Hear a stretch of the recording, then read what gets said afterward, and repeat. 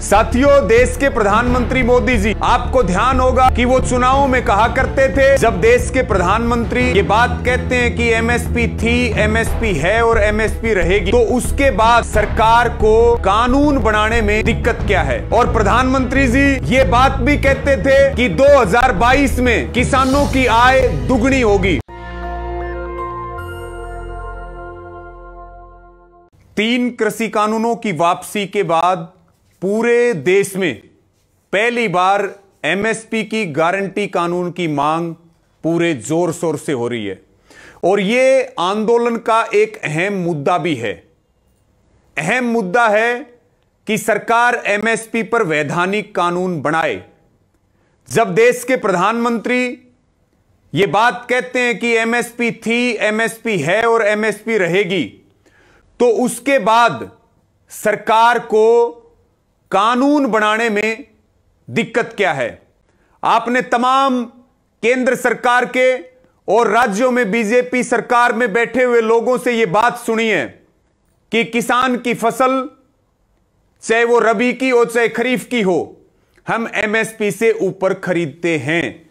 तो जब एमएसपी थी, है और रहेगी और सरकार के लोग कह रहे हैं कि हम एमएसपी से ऊपर खरीदते हैं, तो फिर इनको एमएसपी का कानून बनाने में दिक्कत क्या है।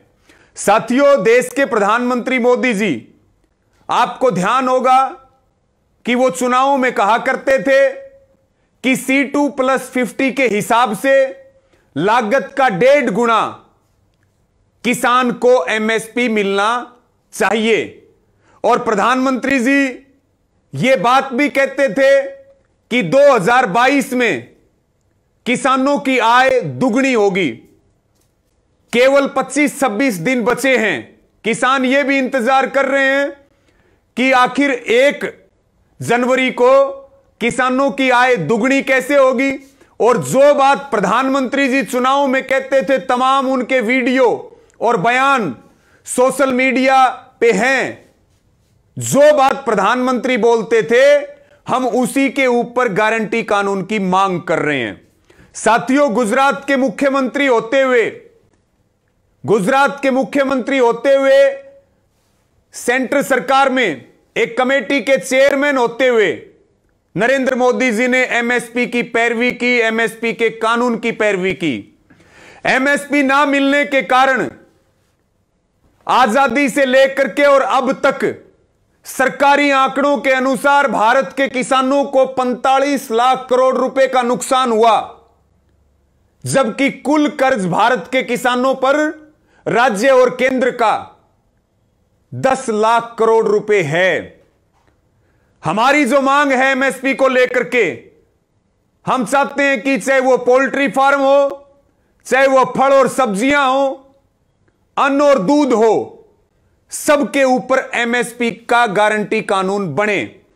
साथियों, हर चीज दुनिया में मैक्सिमम रिटेल प्राइस एमआरपी पे बिकती है। किसान केवल एमएसपी, न्यूनतम समर्थन मूल्य की मांग कर रहा है। अगर किसान की जेब में एमएसपी का कानून बनने से 1 लाख रुपए ज्यादा आएगा, तो किसान की डिमांड बढ़ेगी, मांग बढ़ेगी, और मांग बढ़ेगी तो प्रोडक्शन, उत्पादन बढ़ेगा, उससे रोजगार मिलेंगे। और जो कृषि विशेषज्ञ हैं, जो अर्थ के विशेषज्ञ हैं, वो ये बात कहते हैं कि भारत की जीडीपी का आकार लगभग 15% का होगा और किसान इस देश की आत्मा है। किसान के घर में समृद्धि आएगी तो सारे वर्ग मजबूत होंगे और भारत नई आर्थिक ऊंचाइयों को छुएगा। हरियाणा के लिए भी एमएसपी का कानून जरूरी है, पंजाब के लिए भी एमएसपी का कानून जरूरी है, और तमाम वो प्रदेश जिनकी फसलें बेचने का कोई प्लेटफॉर्म नहीं बचा, एमएसपी उनको मिल नहीं रहा है, वो किसान से मजदूर बनते जा रहे हैं। हरियाणा का एक उदाहरण हम आपको दें कि सरकार ने मेरी फसल मेरा ब्यौरा पोर्टल चलाया और कंडीशन लगाई कि हम एक किसान से केवल 24 क्विंटल 75 किलो सरसों खरीदेंगे। अगर एक किसान को 50 क्विंटल सरसों है, क्योंकि हमारा बड़ा लंबा अनुभव है मंडियों में आंदोलन करने का, फसलों के लिए लड़ाई लड़ने का। हमने ये बात धरातल पर देखी कि 24 कुंटल 75 किलो किसान की खरीदी गई, बाकी बची 25 कुंटल वो सरकार एमएसपी पे नहीं लेती है, उसकी सरकारी खरीद नहीं होती है, और फिर किसान अपनी फसल को औने पौने दामों में बेचता है। हमारी इस कानून में मांग है कि C2+50 के हिसाब से किसान की सारी फसल खरीदी जाए और उसके भुगतान की गारंटी हो, और जो एमएसपी से नीचे खरीदे वो दंडनीय अपराध हो, उसमें जुर्माना, लाइसेंस को रद्द करना और उसमें सजा का प्रावधान होना चाहिए। ऐसे ही, क्योंकि ज्यादा एमएसपी पंजाब और हरियाणा में मिलती है, लेकिन उसके बावजूद भी हरियाणा में बड़ा धोखा हो रहा है। क्योंकि आपने बाजरे की फसल में देखा, भावांतर भरपाई योजना में 600 रुपए के नाम पे बाजरे से कपास कर दिया गया पोर्टल पे। वो भी एक घोटाला अलग से है, समय लगने पर उस घोटाले की परत भी खोलेंगे। लेकिन किसान को एक एक एकड़ पे अगर हम भावांतर भरपाई के 600 रुपए मान लें, तो भी एक एक किसान को 400 से लेकर के 600, 700, 800 रुपए का बाजरे में प्रति एकड़ उसको नुकसान हुआ। उसने औने पौने दामों में अपना बाजरा बेचा है। साथियों, मेरी सबसे यही अपील है, देश में एक माहौल बना है और एमएसपी का गारंटी कानून बने। एमएसपी को लेकर के बीजेपी की आईटी सेल और बीजेपी वाले तरह तरह की अफवाहें फैला रहे हैं कि कानून तो बन ही नहीं सकता, कानून बनेगा तो आर्थिक बोझ बढ़ जाएगा देश पे, देश कंगाल हो जाएगा। हम उनको यह बात कहना चाहते हैं, किसान को कुछ देने से देश कंगाल नहीं होता, देश समृद्ध होता है।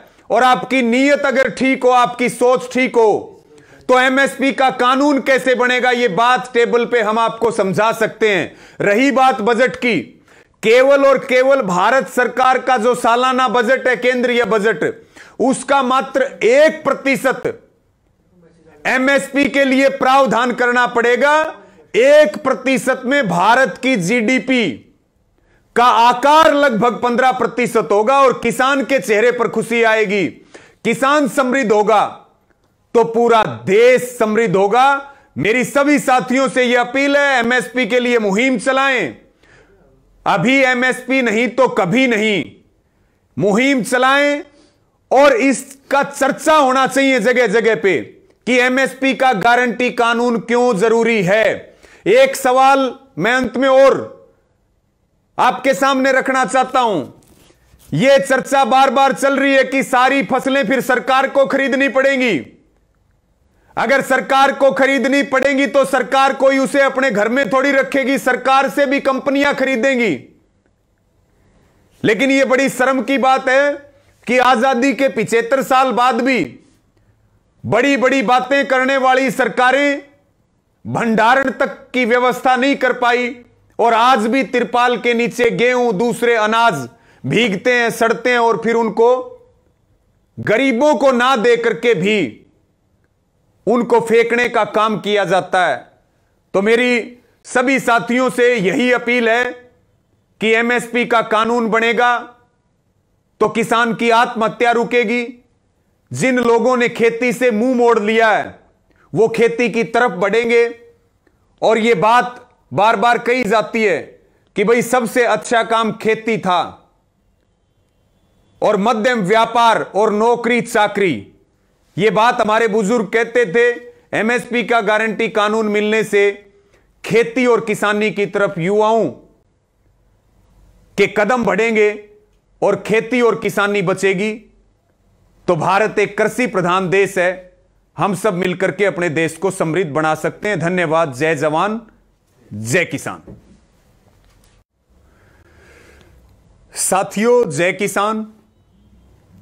3 कृषि कानूनों की वापसी के बाद पूरे देश में पहली बार नेशनल दस्तक की आपसे गुजारिश है कि अगर इसको बचाना चाहते हैं तो नेशनल दस्तक को सब्सक्राइब करने के लिए रेड कलर के सब्सक्राइब बटन को दबाएं, फिर बेल आइकन की घंटी दबाएं नेशनल दस्तक को बचाने के लिए बहुत जरूरी है कि हर खबर को शेयर करें, लाइक करें, कमेंट जरूर करें।